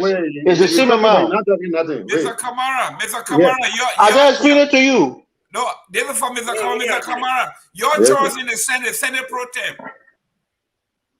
Yombly, and let me just clarify certain things here. My brother over there said that Yombly failed and she departed. What they call it, man, Musabele took the party from her. Yombly, I didn't say she failed. I said the party was in her hand and over some squibble, pretty much. So she lose and fail as synonymous. But anyway, she was standing between two millionaires. That you hear that man called Musabele a millionaire. You have Ellis Comey on the other side, pulling from the other side. And you have Musabele on the other side, pulling from the other side. The man said, who told you Musa Belede is a millionaire? He's saying Musa Belede is a millionaire. He's questioning his millionaire status. Pamo said Musa Belede. They started talking when you're only 5 months old. Pamo I talk about the comment that you're referring to on the screen. Wait, let me finish. Okay, so you have Musa Belede and his boss, Ella Cummings, pulling on this woman off everything. You know what I mean? She could not contain both of them at the same time, even though she had DeLong and other people standing with her. But these guys had the chunk. These guys were walking with the beamers. So she couldn't keep up with that. You can't hold her responsible for that now. A Yombly Kanga in the House of Senate. People say, oh, Darrell Dillon did this. Yombly did not. Show me one legislation that Darrell Dillon opposed in the House that Yombly went otherwise, that she and Darrell Dillon were not on the same side. Show me one. She didn't take the lead. We're talking about leadership. Leadership. Wait, man. So if one senator gets up and champions something, everybody else must become leaders in that particular process. One person can't be in front. See, just because you're in front does not necessarily mean you're the one with the idea. Darrell has said many times that Yombly is a woman with wisdom. He said Yombly advises him. I mean, how clear could that be? So a lot of the decision Darrell took when he went in the Senate, being a complete leader, he was getting his advice from Yombly. Now, some people are vocal than others. Some people lead different ways. Yombly is a responsible woman, respected in Grand Bassa County. Everywhere she's respected. Even when she was celebrated for the Liberty Party, she was highly respected. The only guy that came over there and was saying, Gary, was this guy's friend, these two guys' friend, and Musabele. You understand? So Yombly will make because she saw her party for pickups. That's why you put saying Gary. Mr. Yeah. Kamara, Mr. Yeah. Kamara, just before you land right here, what's about the cannabis? Y'all who like cannabis legalization, now they say the new government should legalize cannabis. That Unity Party now, the new government, you're coming in, you're coming legalize cannabis. What kind of wasted cannabis? When we were talking about raising funds, the guy was suggesting alternative ways to raise money and legalizing marijuana and taxing it. That's what he's talking about. First of all, let me tell you something. We can legalize marijuana. I don't have any issues with it. The only thing is, you see, marijuana has a downside and an upside. Now, what we need to do. What's the downside? Since you use it, you know both. Tell me what the upside. I know what the downside is. Well, it depending on the individual, marijuana stimulates people's brain. Marijuana gives some people more agility.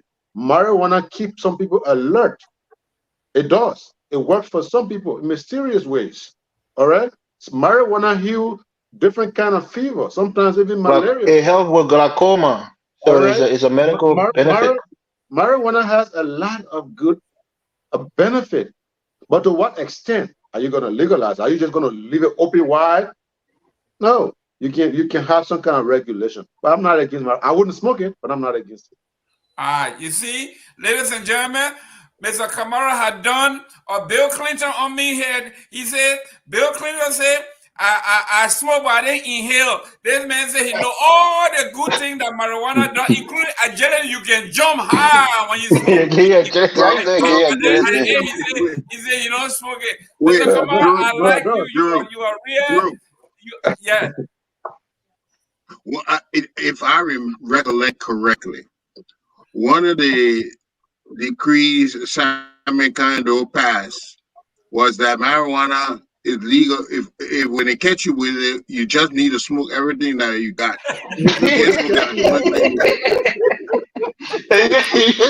Yeah, take long puffs. Who can smoke cigarette in one drag? Oh Lord, ladies and gentlemen, today is one of the days that we got 20 minutes here. Let go around. We got to be out of here by 5 minutes. Let's touch on Boakai trip, please. I really want to touch on that topic. Real quick. Let it go. There is I think Yekeh Kolubah had a press conference yesterday or the day before. Always. And in that news conference, he was very brazen and direct. He had disassociated himself from all political parties. Now he said he joined the opposition. And he went down the line accusing folks, according to him, Spoon, how corrupt Spoon is and all of that. In fact, name one of our former hosts or panelists, Mr. Mame, has been corrupt. He hanging out with Spoon. He has become a puppet. He worked in the previous government, and he got fired for corruption, according to Yekeh. And then he says, if this incoming administration, before I go any further, who all have seen that video? We have it on our channel. If you haven't seen it, go watch it. It's on Focus on Liberia. Great. So here we are. Has Mr. Yekeh Kolubah carved himself, to the surprise of many, including myself, as a legitimate politician. No, he has not. You see, I'm not. You see what Yekeh said? No, you don't. You don't, good man. You don't. You let him know. Let this man go. Go ahead. As the man, carved himself as a legitimate politician for standing up for the Liberian people instead of leaning partisan wise and this and that. When he said, if Joseph Boakai, all the promises he made, I'm waiting for him to get installed on the 22nd, and if he doesn't meet a 100 days demand, we have to hold his feet to the fire. And he went down the line and on and on and on. So we are now going down. We got 15 minutes. We're going to have everybody take their 3 minutes to respond and close. Yeah. Let me be quick. You know, so Mr. has always been Yekeh has always been very, very vocal. Okay, and his method is somewhat abrasive.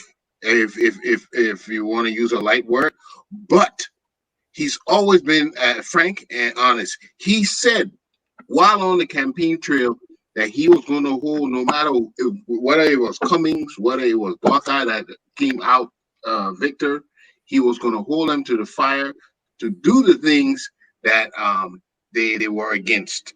He expects them to bring people to justice, to hold them for all the money that he claims that is missing or has been embezzled.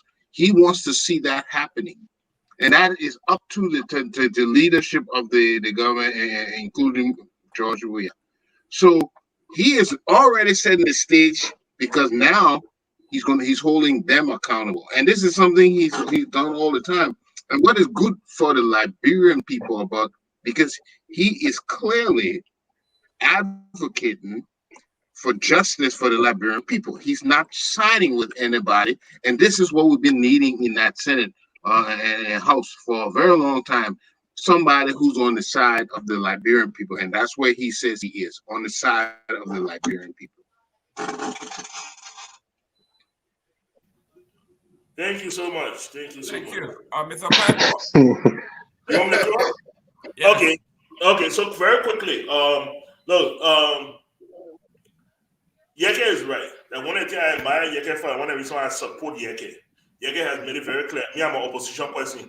I'm not a ruling party person. He made it very clear. He said, I am not against Joseph Boakai. If Joseph Boakai do the right thing, there's no need to oppose. Then there's no opposition. And the whole country will be happy.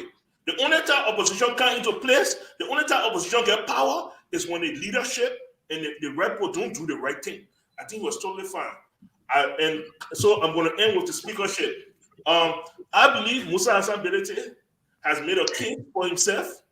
I believe that everything that people talk about him are rumors. This man has never been taken to court and found guilty of anything. He is an astute businessman.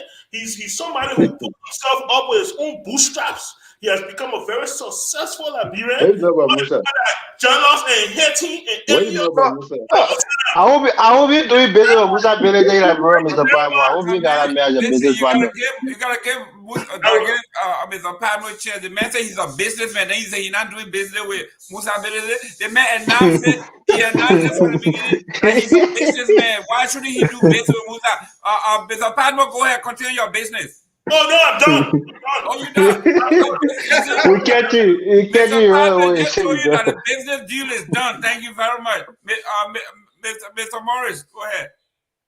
Look, I think Yekeh is playing a smart game. The best defense is a good offense. And when you're in opposition, you're on the offensive rather than trying to defend a government who is maybe not performing up to par. So it's a good political strategy. It keeps him on his toes and quote unquote in favor of the people. So I think that's a good strategy. The thing I wanted to talk about that we're not getting into is Joseph Boakai's trip. I watched that press conference from beginning to end. And one of the things that Yekeh said was that it should go backwards, not just only auditing this government, like most of the Unity Party supporter ones, to audit George Weah and hold him accountable for anything that was, misappropriated or quote unquote stolen. But it should go back to the Unity Party government. If they don't do that, then it will be witch hunting, which I think was one of the smartest things I've heard him say. Without the profanities and other things that he likes to use when he's talking. So I think that was a fair statement that he made, and I applaud him for that. But look, Joseph Boakai coming to the United States, sitting down with a convicted criminal. Look, a lot of people that have children on this platform, if you see your daughter or your son hanging out with somebody who is a known criminal, your mind don't go to the fact that my son is a saint. He will never be engaged in criminal activities. If your son start hanging with gangbangers and drug dealers, or your daughter, God forbid, is hanging out with prostitutes and strippers, you're gonna wonder what they have in common. What those two people have in common that they're hanging out together. There's a Boakai history. Emmanuel Nukwe, of all people, who before he even picked him was a known corrupt individual in the Senate. You have somebody like Jeremiah Cohn and Prince Johnson, who we know their history. Now you have somebody like Spoon. You had the likes of Ben Ayura, who stole from Maritime when he was on a Taylor. Boakai has associated himself with criminals most of his political life and used them for the ill-gotten gains to further his political interests. So People acting like this is a surprise. You know, why Boakai is hanging out with Stanton. We know who he is. He's showing himself, which he's shown us who he is. The first time I believe him. He's a man who is in bed with criminals, and nobody can go in mud and come out clean. Like Tawan Gongla said, you can go in the water and come out and come out dry. Because Boakai is corrupt. His character tell you that he loves to be around corrupt people. It doesn't bother him. Somebody who hates corruption will not fathom the sight of people who are corrupt, let alone people who are convicted. So that tells you a lot about him. Thank you. Thank you. Mr. Kamal, your 2 Yeah. minutes. Yes. Oh, you said 3. You gave me 2. You gave all the Yeah, other give 3. 2. Yeah, give Joseph Boakai people 2. Okay, now listen. We know of Musa Benedict from the days of Igno, right? He was a young boy with Amos Sawyer. So we know some of the dealings of Musa Benedict, and we can't say it here. Mr. Pambo, be mindful. But look, when people say that, you know, this other person is this other person is that, somebody went to a criminal and this and that and other, but at the same time, they support George Weah. They support George Weah, whose administration killed quite a few number of people, some of them for political reasons. But anyway, we'll leave that. You know, I want to touch on this thing about what this guy you call what's his name? This representative. Ability? No, this guy Yekeh Kolubah. Uh-huh. I can see Yekeh Kolubah falling in serious trouble with Joseph Boakai. I can see that from a distance. Joe Weah is a young man, young boy, so he can take some of the languages that this guy comes up with. You see, every Liberian is free to express themselves, especially under Joseph Boakai. But the way Yekeh Kolubah conducted himself during the George Weah administration, don't get me wrong now, we appreciate his support and all. The way he conducted himself during the George Weah administration, claiming on top of car who, blocking traffic, mark this word today. Mr. Kamara is telling you, Joseph Boakai will learn how to in jail, you will not understand how it happened. Wow. All right? Joseph Boakai is not the type that people can fool with. He take his time to get to where he wants to get to. And when he is there, he's going to take the action that is expedient for that moment. Authoritarianism is brewing in the United Party. I don't know where you can take the word there from. You can just throw that around, but that's all right. What you say is complete. It's complete theoretical things you're saying, Mr. Kamara. We're running out of time. Yeah. Let's go. We're talking about violation. When you violate, you get dealt with. I don't know what that be. Where you took it from? You just took it from somewhere. But here's what I would say on the issue of the auditing they're talking about. Go back to early time. What people don't want to attest to is that most of the office, the ministries under Ellen Johnson-Sirleaf were audited. Some of these things are on Google. You can see these audit reports on Google. They are there. So Joseph Boakai don't have to go back to actually start auditing at the United Party right now. Just go by the previous audit report. And Joseph Boakai is going to do that. Watch this. He's going to do that. But gentlemen, listen. We've had a great show. I enjoy my brother who came on here. I hope you bring him on your lap. We have the same view, the same stand on Liberian issue, on African issue. If we stand up for ourselves, we can become industrialized. Echo chambers is not good for you, Mr. Kamara. We can get don't be in an echo chamber. Mr. Tower, you got only 2 minutes right now. Let's go. Wait, I'm not Boakai person. Why you give me 2 minutes? You Boakai. The man said you and he on the same page. You're on the same page, so we'll put it together. But look, guys, I'm really glad that I came on here. I've been trying to, I've been watching, and then when Jerome talked to me, I really like coming on here. But like when it comes to Yekeh, right? I don't know Yekeh personally. I follow him for some time under the George Weah administration. I think things have to be a little bit more professional. I know George Weah, like during his playing days. I was in Liberia. They came, the Lone Star used to camp with us. We scrimmage. We used to have prayer breakfast for them before they play games in 93 and 94. So I know him. You can disagree with somebody, but you can't use those kind of languages and I couldn't even watch those, even if the person was wrong. But his position that he's taking now, my question is this. I know that he always took that position with George Weah, but is he going to be taking this position as an opposition based on personal stuff of some kind of inside wrangling that maybe went on between they and the CCP or collaborating parties? Or is it going to be something that's going to be genuine based on Liberia issue? And that is what we need to watch. And I think more lawmakers need to come up. So not just because I'm a UP person or this person, if the thing is against Liberia's interest, I think they have to be able to speak because that's what the Liberian people hire them to go do. The next one is when it comes to these audits, because I've been following this for a while. Why everybody's saying that, oh, if they audit this one, then it's which one, and where the audit start doesn't matter. George Weah was in the position to have audited Ellen Johnson Sirleaf. People were crying out, but he refused. Why did he refuse? Because they intended to be corrupt. Guess what?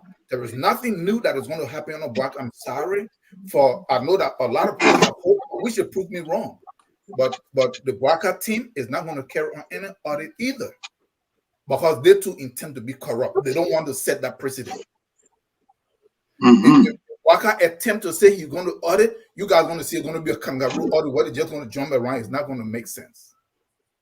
I can assure you of that. Thank you. Don't put chin on your nigga. Don't put no on your nigga. Ladies and gentlemen, thank you very much for tuning in. We're on time. And we love Mr. Taiwo. Thank you very much. We look forward to seeing you next Sunday if your time permits. Mr. Eastman, thank you. Mr. Patton, thank you. Mr. Kamara, thank you. We are going to discuss everything else. My friend and brother. What's wrong with this, man? Upside down again. Morris, thank you very much. And I'll see you tomorrow, next week. As we, one of you guys, do you want to take us out or you want me to do it? Oh, we out. Good night, guys. Okay, guys. So, as we always say, no matter where you're from, which political party, which